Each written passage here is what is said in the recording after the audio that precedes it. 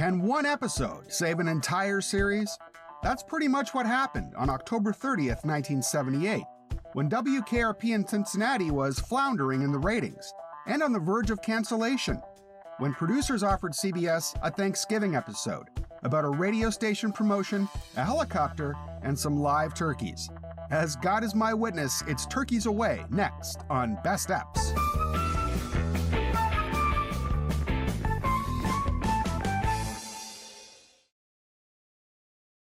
Back in the early 70s, Mary Tyler Moore and her husband, Grant Tinker, started a production company called, appropriately, MTM. After a string of hits, including The Mary Tyler Moore Show and The Bob Newhart Show, the company solidified itself as a Hollywood player. But by the late 70s, on the heels of underwhelming returns for Mary spin-offs Phyllis and Rhoda, as well as two failed entries called The Last Resort and a dreadful Mary Tyler Moore variety show, although that did give us early David Letterman, Grant Tinker and his company were desperate for a hit. So in 1978, MTM decided to go back to focusing on what made the Mary Tyler Moore Show so successful in the first place, the workplace. Though Mary and MTM's other series, The Bob Newhart Show, split narrative time between work and home, hi Bob, MTM wanted a show that would almost exclusively be set at work, but was also still an ensemble focusing on a family, a work family. Enter Hugh Wilson, a former Newhart writer who had written a spec pilot script about a low-tier radio station. Based partially on his time in the early 70s working with Atlanta radio station WQXI. The script was edgy, it was funny, and it was new and familiar at the same time, transposing Mary's WJM newsroom with WKRP's DJ booth. Fred Silverman, NBC's new programming chief, admitted to TV Guide in their September 78 fall preview issue that networks were attempting to, quote, have it both ways, to do our kind of comedy but still get an audience in this new comedy cycle, unquote. That comedy cycle that Silverman is referring to was the new turn toward harmless yet cloying sitcoms in the late 70s.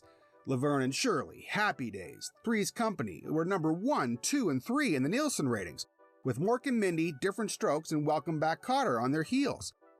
But WKRP had nothing in common with those types of sitcoms, with their wacky breakout characters and their lunchbox catchphrases. WKRP was smarter and way more edgy, and critics knew it. Bill Carter called it first-rate and very funny. Jerry Buck called it categorically the funniest new fall show of the season. Owen McNally said it was the classiest show of the fall season and, quote, packed with gags, unquote. So critical acclaim was virtually universal for WKRP, but CBS programming insisted on slotting it into the 8 p.m. kid-friendly time slot. So the pilot episode for WKRP aired Monday, September 18th on CBS. And though the show got off to a middling start, slotting it at number 29 out of 104 shows that week, it moved down the dial from there. Over the next 5 weeks, WKRP never cracked higher than number 37 in the tally of the week's top shows, and bottomed out at number 47 with the episode Hold Up. So there were two reasons why it was failing. The first was that early time slot. With its adult themes involving homosexuality, racism, and drug use, WKRP belonged alongside the 9 p.m. shows such as MASH, Taxi, and Barney Miller. The second problem was competition in that 8 p.m. slot. Also airing at that time on NBC was Little House on the Prairie, which was coming off a season that found it the 7th most watched show in the nation. Howard Hessman, Dr. Johnny Fever himself, put it best when he said, after an incredible amount of preseason publicity saying this is the show for the new season, CBS put us in a really godforsaken time slot. As Newsday's Marvin Kittman wrote, WKRP was getting its brains bashed in by Michael Landon and company. CBS was about to give up on yet another MTM flop. But television columnists came to the rescue, decrying the network for the show's poor placement in its schedule.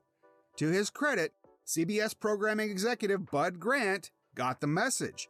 He would elect to test WKRP in a different time slot, with perennial hit MASH as the lead-in, to see if the critics were right. The episode that happened to fall into the new time slot test, Monday, October 30th at 9:30 p.m., was Turkeys Away. It was a programming move that saved WKRP and MTM and gave us one of television's all-time iconic lines. So how did that come about? Well, in casting the role of Arthur Carlson, WKRP creator Hugh Wilson was looking for someone who, in his mind's eye, resembled the real man upon which Carlson was based.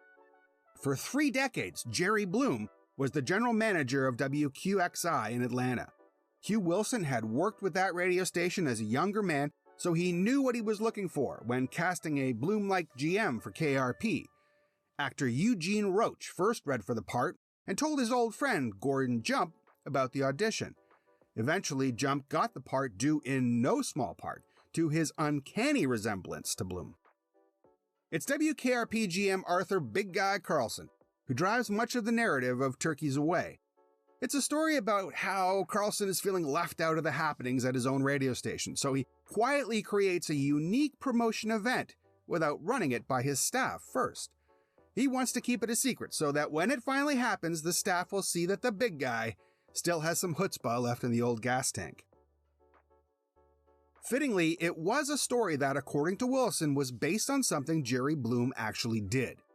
While visiting WQXI to do research for WKRP, Wilson heard a story about when Bloom was a promotions man at KBOX, KBOX in Dallas in the early 60s. Back then, the story goes, Bloom thought it would be a good idea to throw live turkeys off a pickup truck at speed in a shopping mall parking lot. As in the case of Turkeys Away, the Christmas PR stunt didn't go well. The public went nuts fighting over the turkeys and it was a mess, his son Gary Bloom said in 2017. So then there's a case to be made that the folks in Yellville, Arkansas originated the Turkeys Away idea in their annual Turkey Trot Festival, which has been a local tradition since 1946. Each year, a dozen or so live wild turkeys are released from a plane 200 or 300 feet up over Yellville, although in the town's first few turkey drops, they were sent off the roof of the courthouse, a 3-story building. Actor Peter Strauss caused some controversy when he condemned the Yellville custom on a November 1985 appearance on The Tonight Show, prompting Johnny Carson to ask, "Turkeys don't fly, do they?" This forced town officials to respond that normally all their turkeys survive, unless they hit a power line on the way down. Despite the murky origins of Hugh Wilson's episode idea, he always claimed the inspiration came from Jerry Bloom. Wilson was adamant that Bloom had told him the story and that, upon hearing it, he told Bloom, "You just won me the Emmy." So perhaps let's just leave it at that and say that Hugh Wilson had this idea for an episode of WKRP based on something he heard about in real life. So then he asked Bill Dial to go off and write the episode, which was timed to be the show's Thanksgiving holiday entry.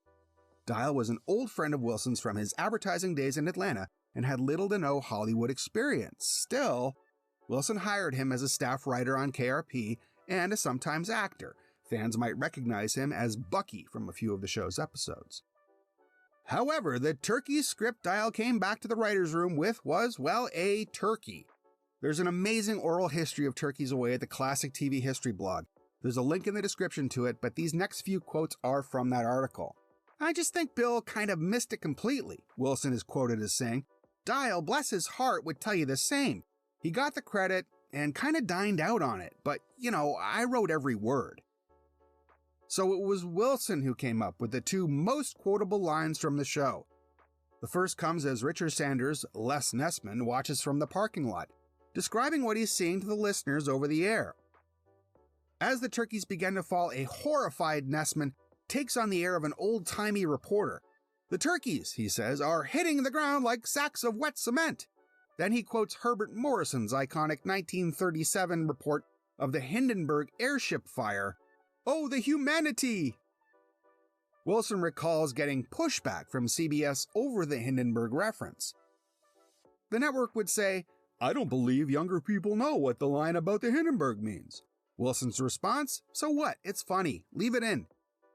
For his part, Sanders went all in on trying to replicate Morrison's early radio-style staccato. He had the studio screening room roll tape of the disaster as his co-stars gathered around to see if he could replicate it. The result? Nessman's terrified and emotional "Oh, the humanity!" puts the perfect button on the scene as it cut back to the DJ booth shows Venus, Johnny, Travis, and Bailey trying to hold it together. "We just could not keep from laughing throughout the whole taping of it," said Tim Reed. A few minutes later, Carlson and Herb enter the KRP lobby disheveled and covered with turkey feathers. The feathers were Frank Bonner's idea, who asked the makeup people to add them to his and Gordon Jump's suits without telling the other actors or Hugh Wilson. "When I saw it," Wilson admits, "I fell down in laughter." Carlson is embarrassed and annoyed as Andy tries to assure him, if anything, it was a very memorable promotion. "I thought it would work," the big guy explains. "I planned this thing right down to the last detail." The last few minutes of wrap-up actually breaks one of the cardinal rules of screenwriting: show, don't tell. But Sanders' account of the carnage works perfectly, given his seeming PTSD. Finally, Carlson emerges from his office, still clearly confused. "As God is my witness, I thought turkeys could fly." "Yeah, I wrote that," Wilson told the Classic TV History blog, adding that the phrase "God is my witness" was a favorite expression of his mother's. By the time Jump says the line, the show's end credits are already rolling, which kept in line with Wilson's credo of telling a joke and getting out fast. The show faded to black while the audience was still howling with laughter. Turkeys Away aired on October 30th, 1978, 3 weeks before Thanksgiving and the day before Halloween. It was a CBS programming decision that puzzled and confused the WKRP folks. "I confronted one of those CBS people," Howard Hessman told the Associated Press. "I said, I can't understand it. It's Thanksgiving. Turkeys. It has nothing to do with pumpkins, jack-o'-lanterns, or witches. It makes no sense at all." But it turned out that the episode was so strong, it almost wouldn't have mattered when it aired. Thanks to the new 9:30 time slot with MASH as a lead-in at 9, and with an assist from an appearance on the cover of TV Guide that week, WKRP's Turkeys Away did gangbuster numbers. And his performance helped convince CBS honcho Bud Grant to sheathe his axe for the time being. After one more episode in the old 8 p.m. time slot, Grant put WKRP on hiatus with an eye to retooling the show to fit better in at 9:30. For his part, however, Wilson balked at the idea of retooling.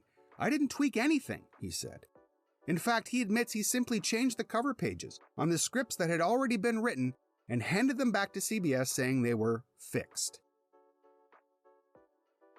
WKRP returned to primetime on January 15, 1979, slotted in after MASH and before Lou Grant, two shows that shared its grown-up sensibility.